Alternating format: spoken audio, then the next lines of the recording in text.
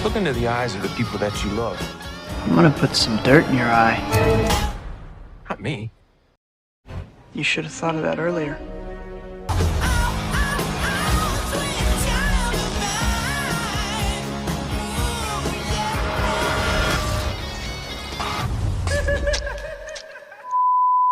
Alright, so if you're one of those people who saw Thor Ragnarok and immediately you thought, something don't feel right, then you might not like this film, and I'm talking about Thor Love and Thunder. So I'm gonna keep it short and sweet, no spoilers of course. So Thor's hanging out with the Guardians of the Galaxy, they've been going around saving planets, and no, the Guardians aren't here for that long, just a brief cameo. Then they get a distress call, and it happens to be Lady Sif, and she warns Thor, hey, there's this guy named Gore who's going around killing gods, and New Asgard is next. So that now Thor, Korg, and Valkyrie have to go on and stop this guy, and they get a surprise visit from Jane, who is now the Mighty Thor. Now I ain't gonna tell you how she becomes Mighty Thor, but all I say is that if you know the comics, that's the storyline that they use. Thor's going around killing gods because his daughter died, and then the gods that he believed in, that he worshipped, didn't do anything. So it's like whatever supreme being you believe in. Imagine if your daughter dies or son, and then they're just like, sorry bro, can't really help you. All that time and devotion that he dedicated to these gods was just thrown away. You know, just like R. Kelly did with his career. All the time he put in, it's all in the garbage now.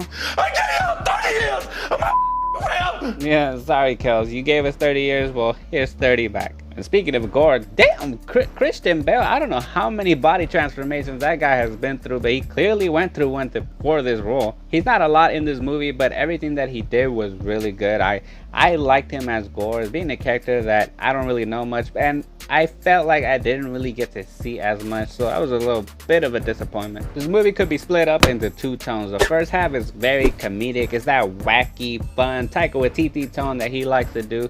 Second half tries to be a little bit more serious, back into that mythological type of tone. The first half is so over the top that it almost feels like a Marvel spoof movie. If Thor had already been done years ago and we were back in the early 2000s, the first half would have felt like one of those early 2000s spoof movies made popular, much like the Scary Movie franchise, because that's how crazy it is. There's joke after joke. The tone is just very wild, and it could be entertaining for a lot of folks, and I guess that's where everybody's just split. If you just like that wacky, jokey type of Thor, you're gonna like the first half. If you're not so much into that, then you're gonna prefer the second half.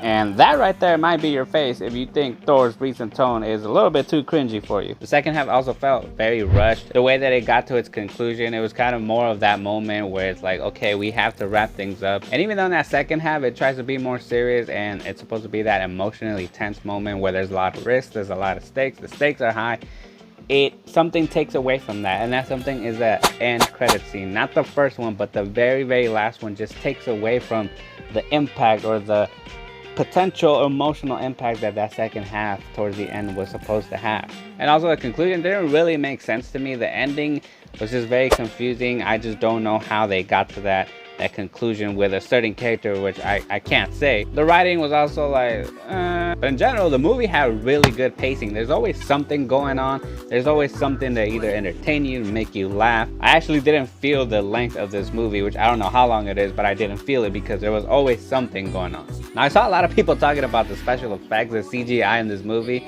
that it wasn't as good, that it looks far too polished, it looks a little plasticky. Well, I think I know the answer to that, because whatever the budget for this movie was, I think they just spent all the money on marketing for Guns N' Roses, Hot Cheetos, Old Spice, and Bao the Dumpling. Oh yeah, and this meme right here.